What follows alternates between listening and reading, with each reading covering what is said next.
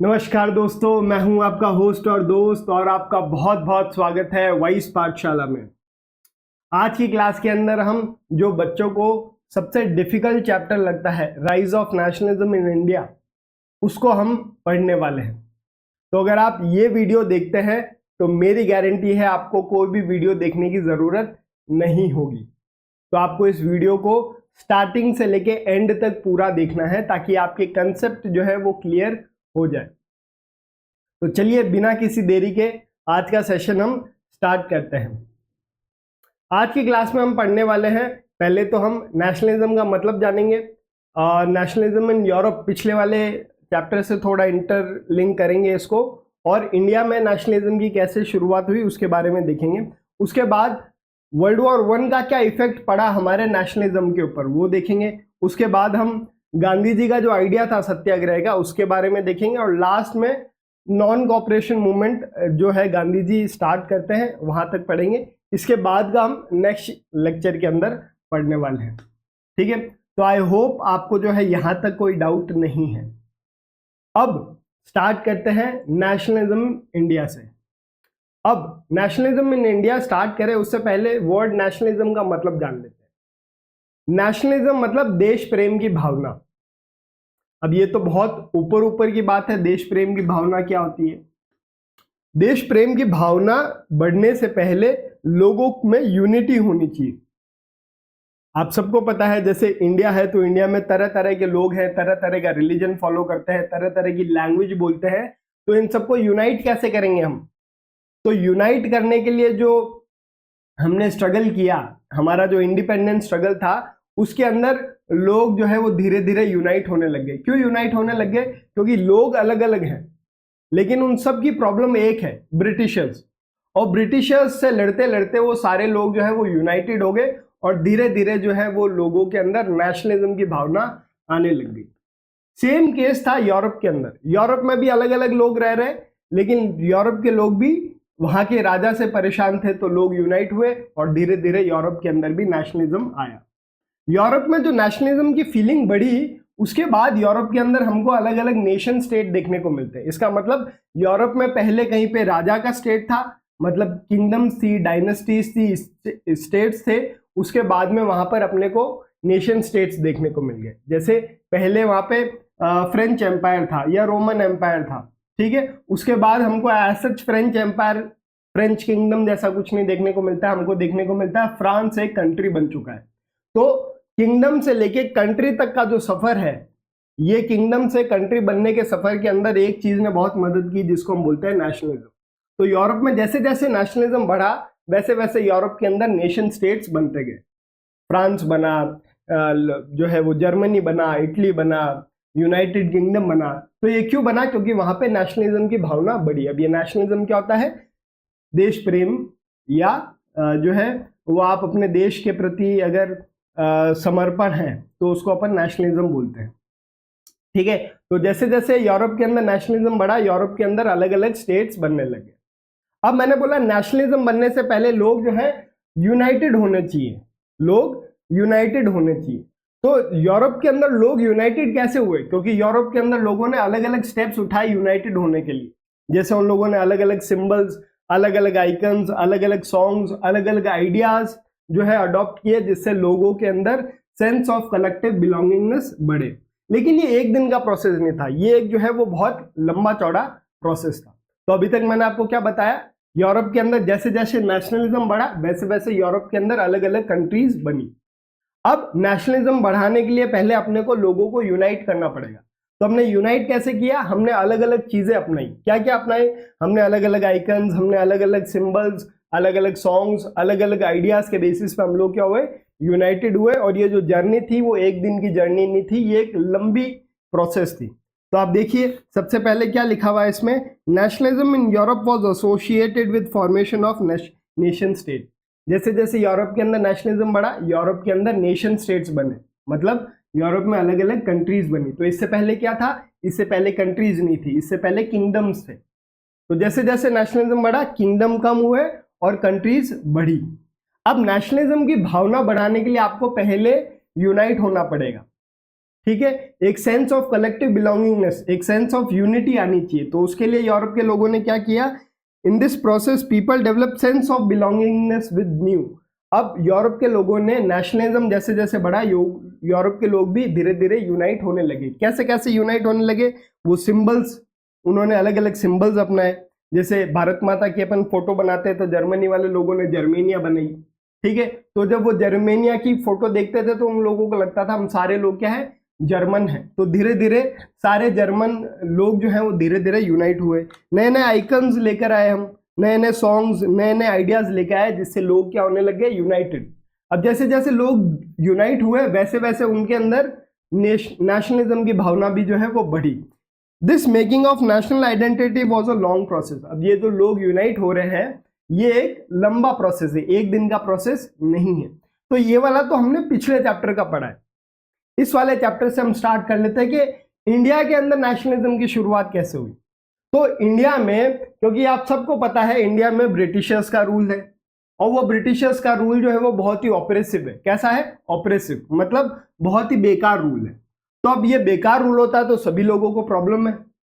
अब इंडिया में भी उस समय तरह तरह के लोग रह रहे हैं, इंडिया में रिच भी रह रहे हैं, इंडिया में उस समय पुअर भी रह रहे हैं, इंडिया में उस समय ट्राइबल्स भी रह रहे हैं, इंडिया में उस समय गाँव में लोग भी रह रहे हैं, इंडिया में शहरों में लोग भी रह रहे हैं, इंडिया में उस समय कुछ लोग बिजनेस भी कर रहे थे। अब इन सबको प्रॉब्लम हो रही है ब्रिटिशर्स से। क्या हो रही है, इन सबको प्रॉब्लम हो रही है ब्रिटिशर्स से, और ये चाहते थे कि हमारी ये प्रॉब्लम जो है वो सॉल्व हो जाए। तो ये प्रॉब्लम सॉल्व कैसे होगी, ब्रिटिशर्स का रूल यहाँ पर खत्म हो जाए। तो अलग अलग लोगों के लिए जो ब्रिटिशर्स से लड़ाई थी वो अलग अलग थी। फॉर एग्जाम्पल जैसे जो बिजनेसमैन था वो चाहता था कि हमको बिजनेस में थोड़ी छूट मिल जाए, रिलैक्सेशन मिल जाए। जो गरीब था, गरीब किसान था, वो चाह रहा था कि हम जो है वो टैक्स या रेवेन्यू थोड़ा कम दे। तो सब लोगों की प्रॉब्लम क्या थी, अलग अलग, लेकिन प्रॉब्लम की जड़ क्या थी, ब्रिटिशर्स। ठीक है, तो अब सारे लोग किसके साथ लड़ रहे हैं, ब्रिटिशर्स के साथ, और सब लोगों की प्रॉब्लम क्या है, अलग अलग। और ये सारे लोग क्या है, अलग अलग अपनी लड़ाई लड़ रहे हैं। इसी बीच जो है वो महात्मा गांधी जी की एंट्री होती है, और वो महात्मा गांधी जी बोलते हैं कि अगर तुम्हारी सारी प्रॉब्लम ब्रिटिशर्स है तो तुम लोग सारे अलग अलग होके क्यों लड़ रहे हो, तुम सारे यूनाइट होके क्यों नहीं लड़ते। तो जब महात्मा गांधी आए तो महात्मा गांधी ने इन सारे अलग अलग सोशल ग्रुप को क्या कर दिया, यूनाइट। अब जब लोग यूनाइट हो रहे हैं तो यूनाइट होने के बाद लोगों के अंदर धीरे धीरे क्या आती है, नेशनलिज्म की भावना आती है। ठीक है, तो क्या है, इंडिया में ब्रिटिशर्स का रूल है, ब्रिटिशर्स का रूल ऑपरेसिव है, और इंडिया में अलग अलग लोग रह रहे हैं, सबकी प्रॉब्लम अलग अलग है, लेकिन प्रॉब्लम की जड़ क्या है, ब्रिटिशर्स। और वो सारे लोग ब्रिटिशर्स से लड़ रहे हैं, और महात्मा गांधी और कांग्रेस ने इन सारे लोगों को इकट्ठा कर दिया, इन सारे लोगों को यूनाइट कर दिया। तो जब लोग यूनाइट हुए तो लोगों के अंदर नेशनलिज्म की भावना भी जो है वो धीरे धीरे बढ़ने लगी। तो इंडिया के अंदर जो नेशनलिज्म की भावना आ रही है वो किसकी वजह से आ रही है, ब्रिटिशर्स की वजह से आ रही है। या इंडिया में जो नेशनलिज्म की भावना आ रही है वो क्यों आ रही है, क्योंकि ये सारे लोग ब्रिटिशर्स से लड़ रहे हैं। तो ये सारे लोग जो ब्रिटिशर्स से लड़ रहे हैं वो जब यूनाइट हो गए तो उनके अंदर सेंस ऑफ कलेक्टिव बिलोंगिंगनेस बढ़ी। उनमें जब सेंस ऑफ कलेक्टिव बिलोंगिंगनेस बढ़ी तो उनमें धीरे धीरे नेशनलिज्म की भावना भी बढ़ी। देखो क्या कह रहे हैं, in India the rise of nationalism is connected with anti colonial movement. India के अंदर जो नेशनलिज्म की शुरुआत है वो कैसे हुई, एंटी कॉलोनियल मूवमेंट, मतलब ब्रिटिशर्स के खिलाफ जो प्रोटेस्ट हुए उसके कारण इंडिया के अंदर नेशनलिज्म की भावना बढ़ी। India was under British colonial rule which was very oppressive. India जो है वो ब्रिटिशर्स के अंडर था और उनका रूल कैसा था, बहुत ऑपरेसिव था। Because each group had different effects of colonialism. India में तरह तरह के लोग रह रहे थे और उन तरह तरह लोगों को अलग अलग प्रॉब्लम हो रही थी ब्रिटिशर्स की वजह से। ठीक है, their idea of independence was also different.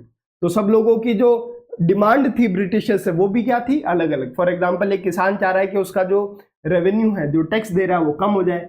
Industrialist चाहते थे कि उनको बिजनेस में थोड़ी और छूट मिल जाए। और ये सारी प्रॉब्लम किससे आ रही है, ब्रिटिशर्स से। तो उन सबकी डिमांड भी क्या है, अलग अलग। तो जब डिमांड अलग है, लोग अलग है, तो सारे लोग अलग अलग लड़ाई लड़ रहे हैं, यूनाइटेड नहीं है अभी। इसी बीच में कांग्रेस और महात्मा गांधी क्या करते हैं, इन सारे अलग अलग ग्रुप्स को यूनाइट कर देते हैं।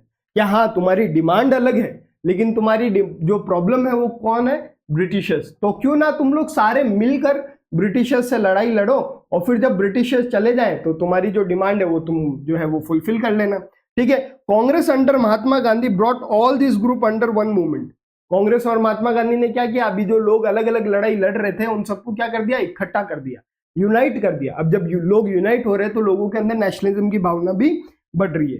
People started finding there unity in process of struggle. अब धीरे धीरे जब ये लोग एक साथ आकर प्रोटेस्ट करने लगे तो लोगों के अंदर यूनिटी की भावना जो है वो बढ़ने लगी। क्यों बढ़ने लगी, क्योंकि वो सारे मिलकर एक साथ में स्ट्रगल कर रहे हैं ब्रिटिशर्स के खिलाफ। With colonialism, because the sense of being oppressed under colonialism give the birth to shared bond. अब लोगों में यूनिटी क्यों आ रही है, क्योंकि सब लोगों की प्रॉब्लम कौन है, ब्रिटिशर्स। इससे पूछो तो इसकी प्रॉब्लम की जड़ भी ब्रिटिशर्स, इससे पूछो तो इसकी प्रॉब्लम की जड़ भी ब्रिटिशर्स। तो लोगों में धीरे धीरे यूनिटी आने लगी कि हाँ यार सबको प्रॉब्लम हो रही है और इस प्रॉब्लम की जड़ क्या है, ब्रिटिशर्स। समझ में आया। अभी तक अपन ने क्या पढ़ा, इंडिया जो है वो ब्रिटिशर्स के अंडर था और ब्रिटिशर्स का रूल जो है वो बहुत ऑपरेसिव था। अब इंडिया में तरह तरह के लोग रह रहे हैं तो उन तरह तरह के लोगों की प्रॉब्लम भी अलग अलग है। वो सारी प्रॉब्लम किसकी वजह से, ब्रिटिशर्स की वजह से, सारी प्रॉब्लम ब्रिटिशर्स की वजह से। और ये तरह तरह के लोग अपना खुद की लड़ाई अलग अलग लड़ रहे हैं, तो इनमें अभी कोई भी यूनिटी नहीं है। महात्मा गांधी और कांग्रेस ने क्या किया, इन सब लोगों को जिनकी प्रॉब्लम की जड़ ब्रिटिशर्स थी उन सबको एक साथ में लेकर आए। और जब वो सारे लोग एक साथ में आए तब उन्होंने जब आपस में बात की तो उन सबको लगा यार अपनी सारी प्रॉब्लम की जड़ कौन है, ब्रिटिशर्स। तो धीरे धीरे उनमें यूनिटी की भावना भी बढ़ने लगी।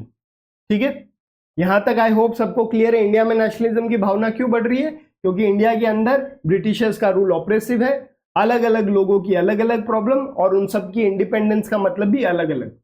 अब महात्मा गांधी और कांग्रेस ने क्या किया, इन सब लोगों को एक साथ में मिला दिया। और वो जब सारे लोग एक साथ में आए तो उन सबको पता चला हम सब की प्रॉब्लम की जड़ कौन है, ब्रिटिशर्स।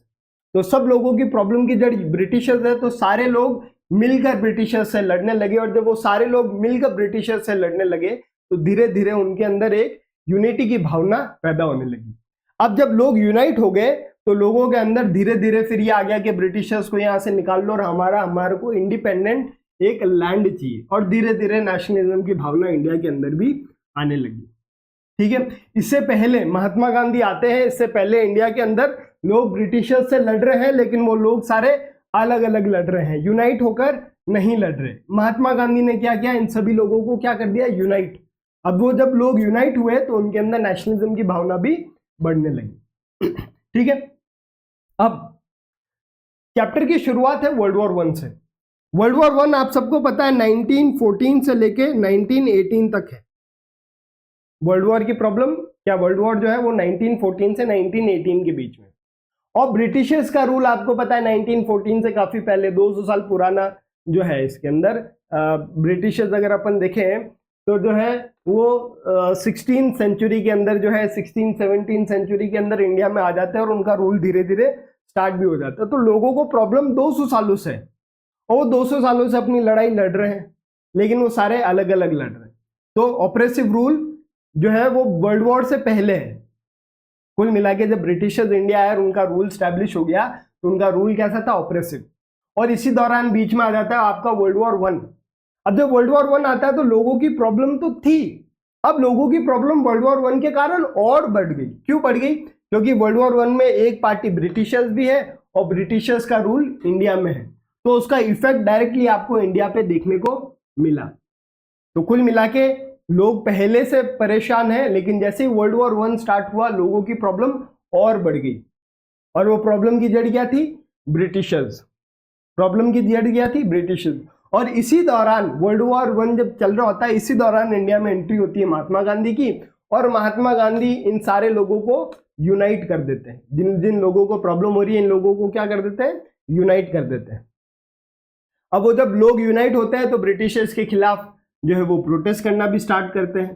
ठीक है, वो भी अपन उस पर थोड़ा बाद में आएंगे। अभी अपन ये देख लेते हैं कि जैसे ही इंडिया में वर्ल्ड में वर्ल्ड वॉर 1 स्टार्ट होता है, इंडियंस की प्रॉब्लम और ज्यादा बढ़ जाती है। क्यों बढ़ जाती है, क्योंकि ब्रिटिशर्स वर्ल्ड वॉर 1 में एक पार्टी थी और ब्रिटिशर्स का रूल इंडिया में भी है, तो उसके कारण इंडिया में ब्रिटिशर्स का जो रूल है वो और ज्यादा ऑपरेसिव हो जाता है और उसके कारण लोगों को और ज्यादा प्रॉब्लम होने लगती है। क्या क्या प्रॉब्लम है, देखो।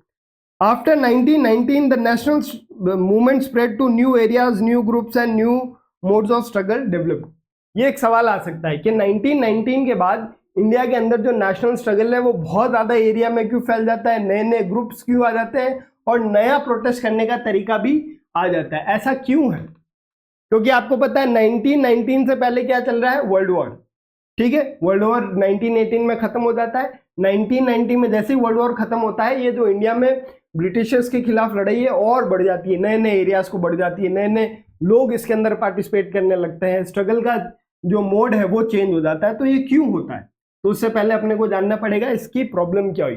तो 1914 से 1918 के अंदर जो है वर्ल्ड वॉर स्टार्ट हो जाता है और इससे इंडियंस की प्रॉब्लम और बढ़ जाती है। क्यों बढ़ जाती है? क्योंकि जब वॉर चल रहा होता है यहाँ पे इंडिया के अंदर महंगाई क्या हो जाती है, बढ़ जाती है। महंगाई क्या हो जाती है, बढ़ जाती है।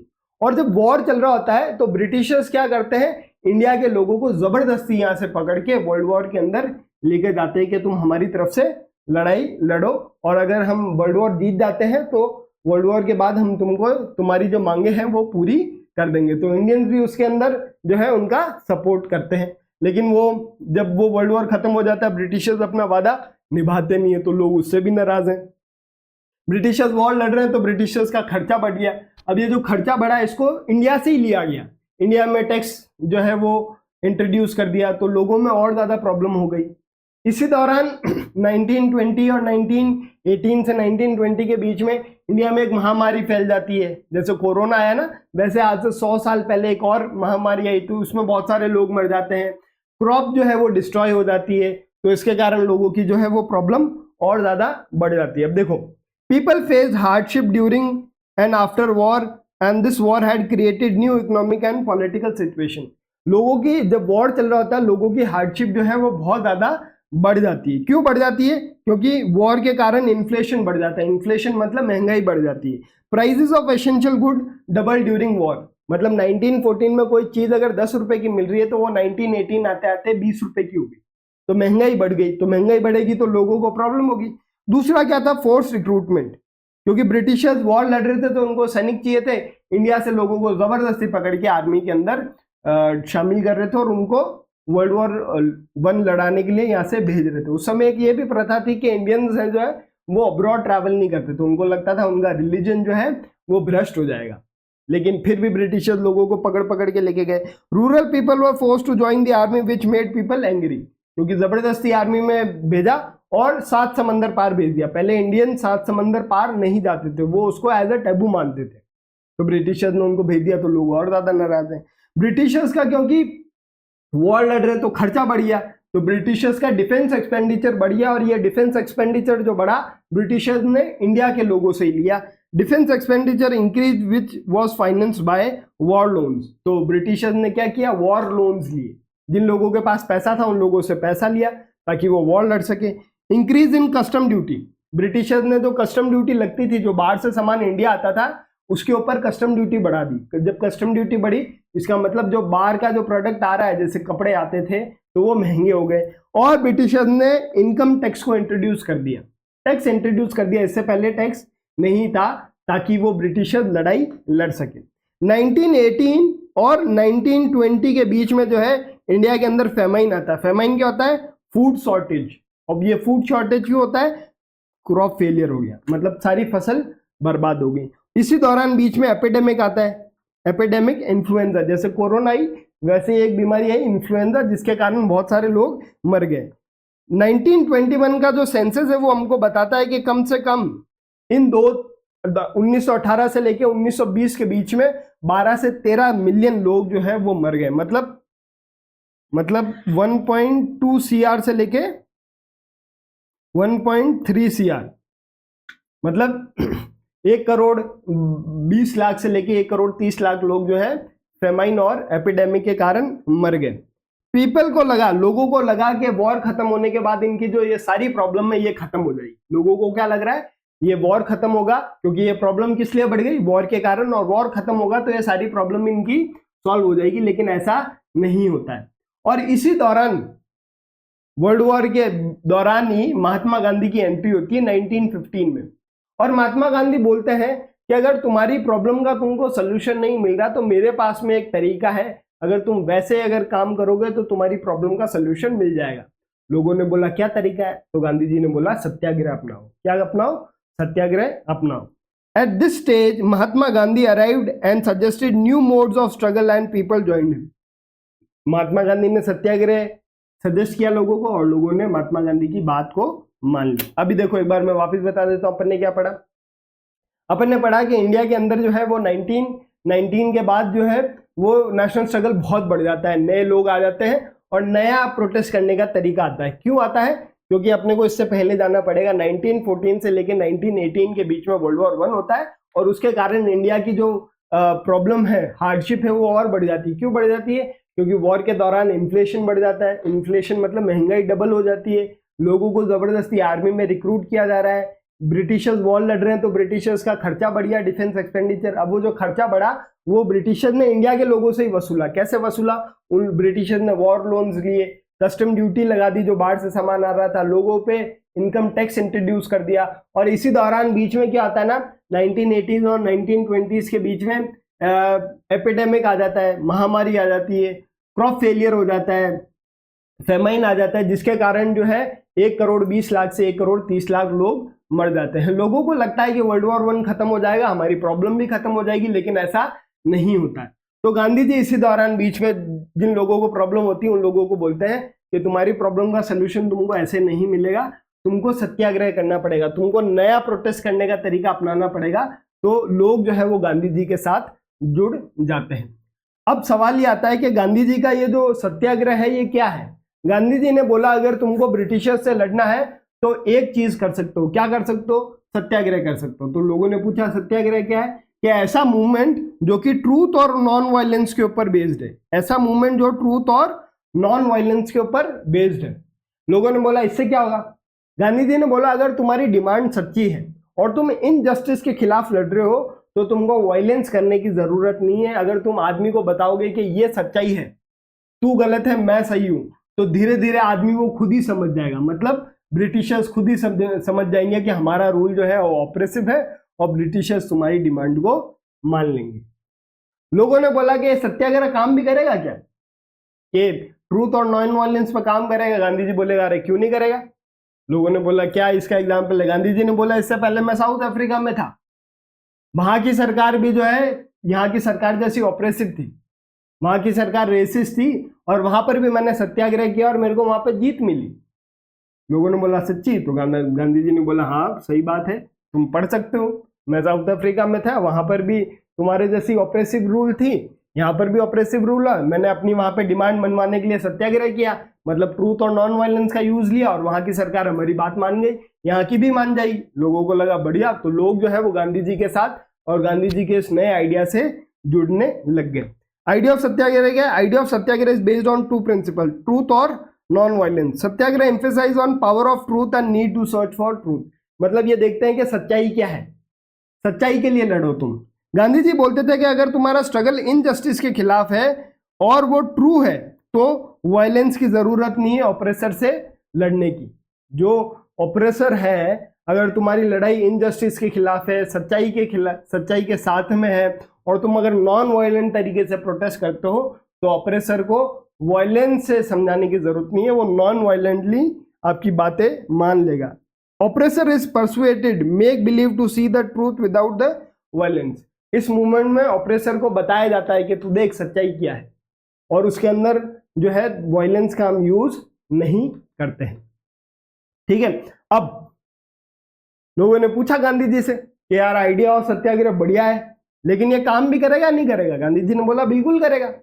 पहले तो मैं साउथ अफ्रीका में करके आया हूं, वहां पर काम किया है, अगर तुम बोलो तो मैं तुमको इंडिया में भी करके दिखाऊं। लोगों ने बोला हाँ करके दिखाओ, हम देखे तो सही जो तुम इतनी बड़ी बड़ी बातें कर रहे हो सही में काम करता है या नहीं करता है।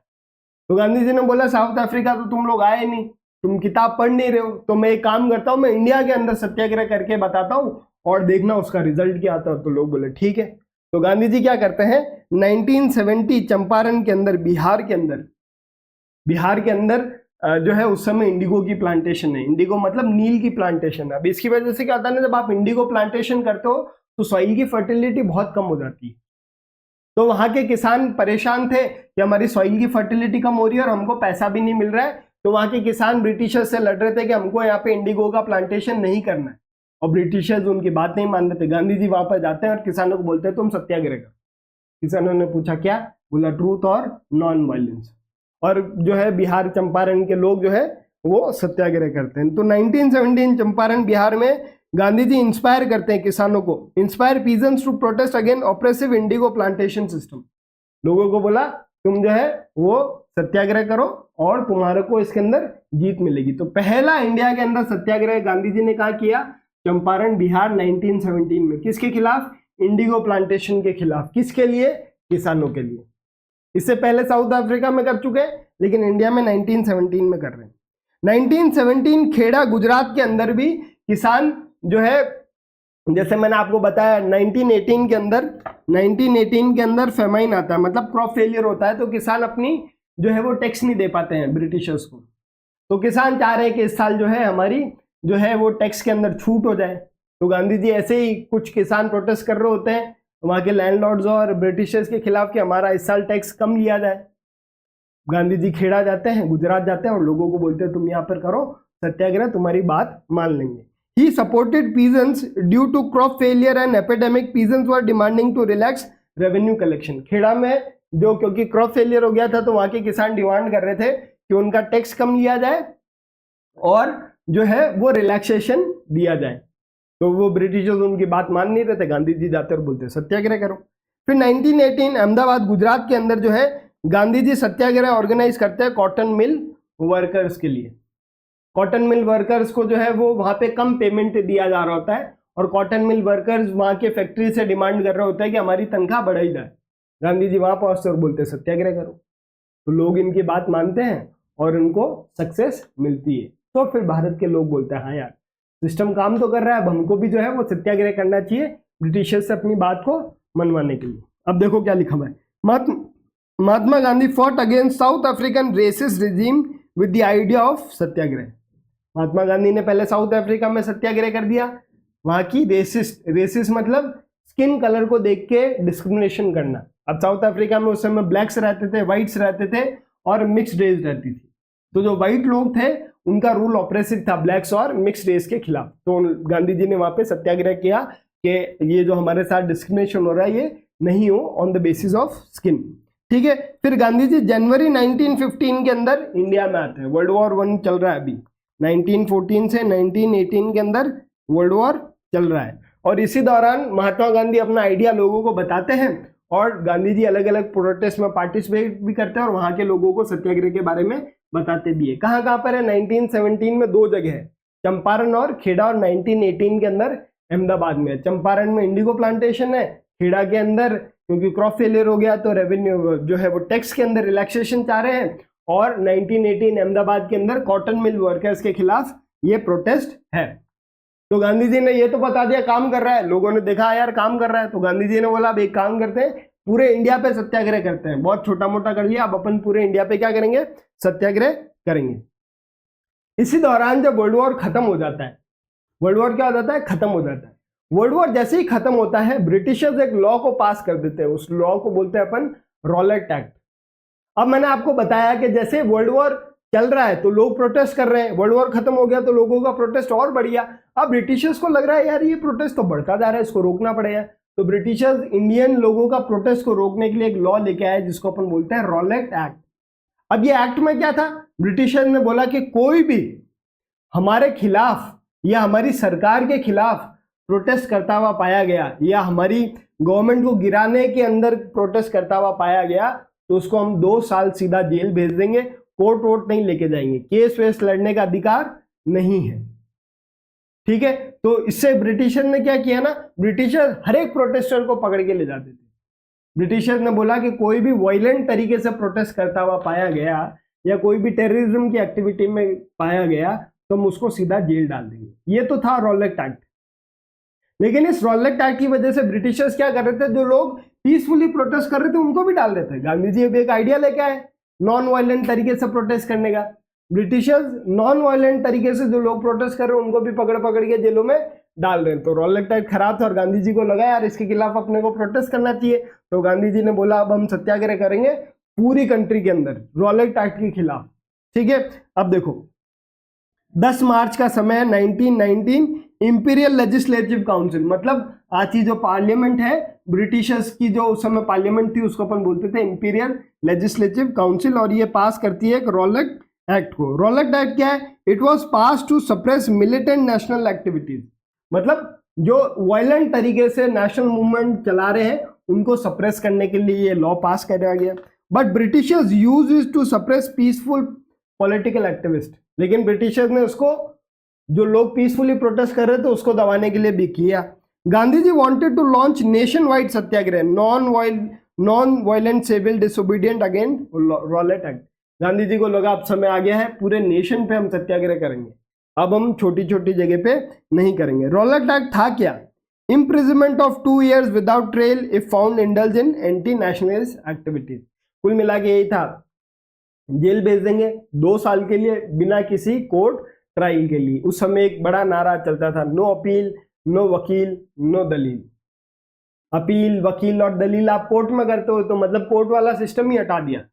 ब्रिटिशर्स की जिसकी मर्जी आ रही है पकड़ के जेल में डाल रहे हैं। क्यों? ताकि ये जो फ्रीडम स्ट्रगल चल रहा है लोगों के अंदर, इसको रोका जा सके। अब गांधी जी बोलते हैं कि रॉलेट एक्ट के खिलाफ अपने को प्रोटेस्ट करना पड़ेगा।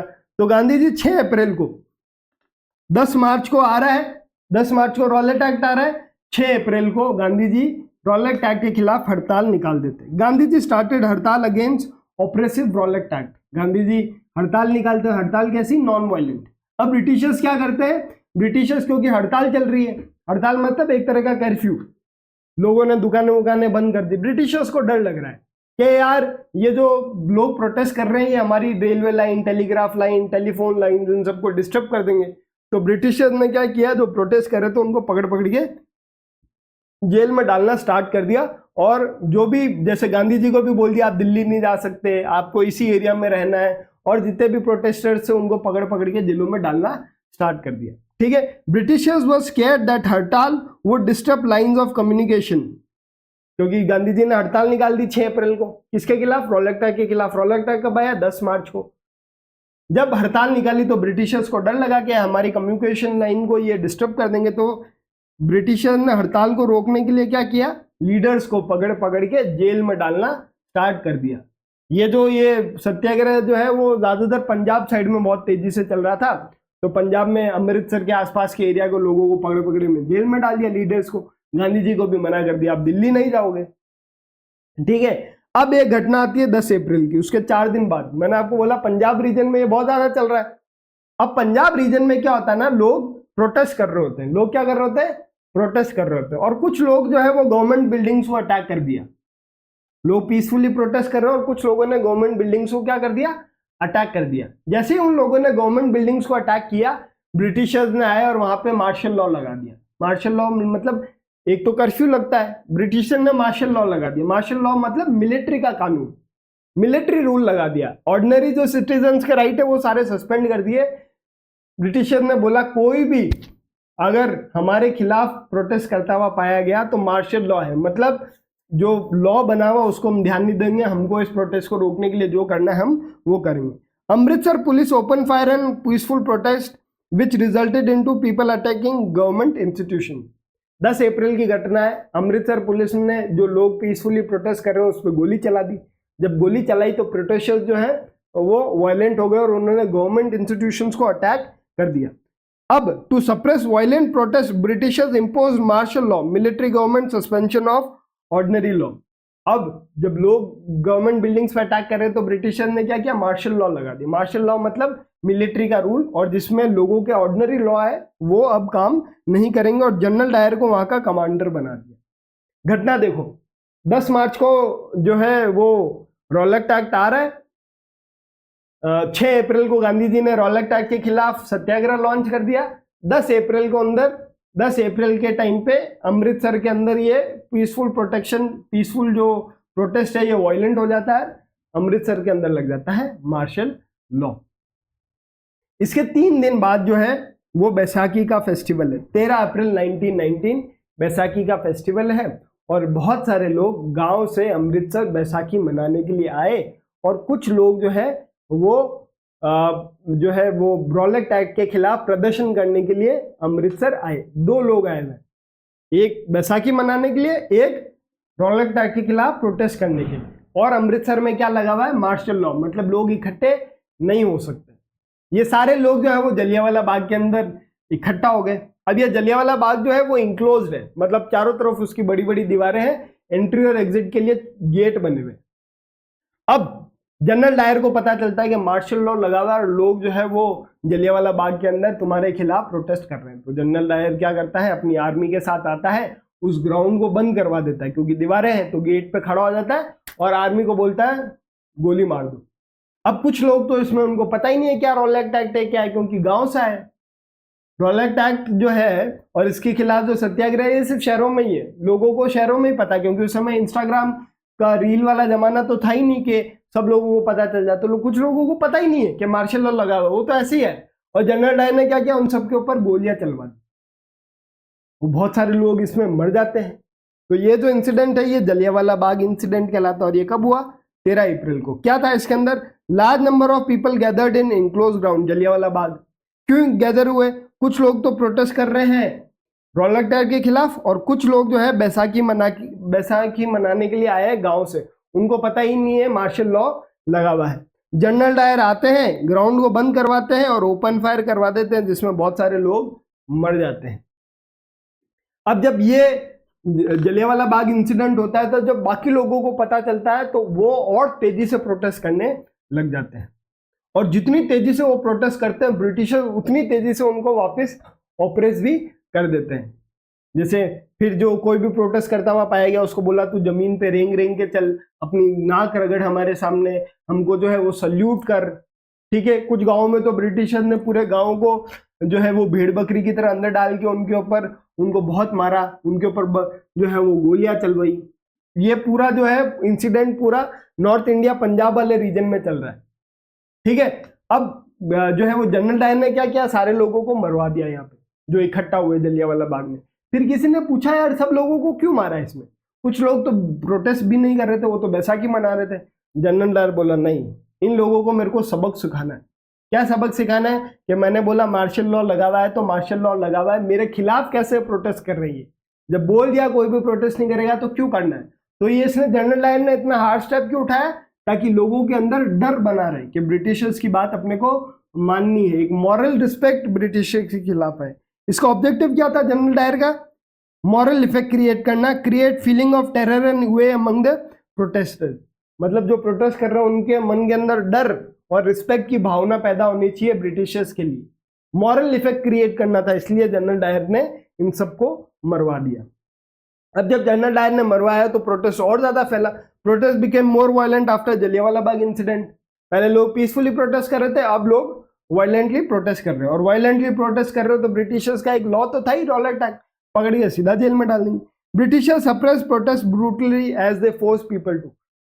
जैसे जैसे प्रोटेस्ट वायलेंट हुआ वैसे वैसे ब्रिटिशर्स और ज्यादा सप्रेसिव हो गए। क्या क्या किया इन लोगों ने, लोगों के नाक को जमीन पे रगड़वाया, लोगों को जमीन पे रेंगवाया, सलाम बोला कि जितने भी ब्रिटिशर्स ऑफिसर्स हैं उन सबको तुमको सलाम बोलना है। कुछ गांवों को तो पूरे गांव को ऐसे भेड़ बकरी की तरफ पैक करके उनको मारा। किधर मारा, पंजाब वाले गुजरावाला रीजन के अंदर, जो आज भी पाकिस्तान में, उस समय तो पाकिस्तान इंडिया एक ही था। अब इतना वायलेंट होने के बाद गांधी जी को वायलेंट तो पसंद नहीं है, क्योंकि गांधी जी बात ही नॉन वायलेंस की कर रहे हैं। तो गांधी जी ने बोला सत्याग्रह को जो है वो बंद किया जाए, सत्याग्रह को क्या किया जाए, बंद किया जाए, अब हम सत्याग्रह नहीं करेंगे। अब वर्ल्ड वॉर चल रहा है, वर्ल्ड वॉर खत्म हो गया है। ठीक है, वर्ल्ड वॉर खत्म होने के बाद रॉलेट एक्ट आया, गांधी जी ने सत्याग्रह लॉन्च किया, जो कि जो है वो ज्यादा सक्सेसफुल नहीं हुआ। इसी दौरान वर्ल्ड वॉर जब खत्म होता है तो 1919 में, जब 18 में खत्म हो जाता है वर्ल्ड वॉर, तो उसके अंदर एक पार्टी होती है, जैसे एक ब्रिटिशर लड़ रहे होते हैं, सामने से लड़ रहा होता है ऑटोमन एम्पायर। ऑटोमन एम्पायर मतलब मुस्लिम जो एम्पायर है सबसे बड़ा उस समय, वो लड़ रहा होता है, ऑटोमन एम्पायर हार जाता है। और इंडिया में एक अफवाह फैलती है कि ब्रिटिशर जो है अब ऑटोमन एम्पायर का जो राजा है, जिसको खलीफा बोलते हैं, उसके खिलाफ बहुत ज्यादा कड़े फैसले लेने वाला है। और इस बात से इंडिया के जो मुस्लिम हैं वो खुश नहीं है, और इंडिया के मुस्लिम चाह रहे हैं कि वो ब्रिटिशर्स के खिलाफ एक प्रोटेस्ट लॉन्च करें। अब इन लोगों को मूवमेंट करना तो आता ही नहीं है, तो ये लोग गांधी जी के पास आए और गांधी जी को बोला कि हमारे खलीफा के साथ ये ब्रिटिशर्स बहुत बुरा करने वाले हैं, इसके लिए हमको जो है इंडिया के अंदर एक ब्रिटिशर्स के खिलाफ एक प्रोटेस्ट लॉन्च करना है, आप हमारा साथ दो। गांधी जी को लगता है यार ये तो सही टाइम है हिंदू और मुस्लिम को यूनाइट करने का, क्योंकि अभी सिर्फ हिंदू ही लड़ रहे हैं। बोले हिंदू मुस्लिम को यूनाइट करेंगे तो हमारा स्ट्रगल और ज्यादा तेजी से बढ़ेगा।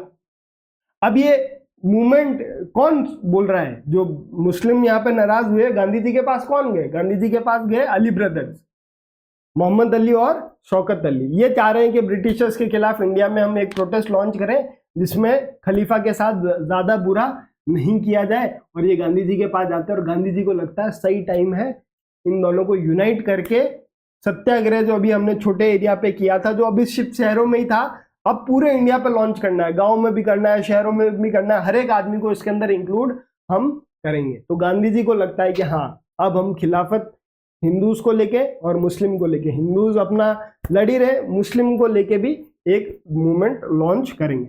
इन World War One Ottoman Empire loses, Ottoman Empire हार जाता है, ब्रिटिशर्स जीत जाते हैं।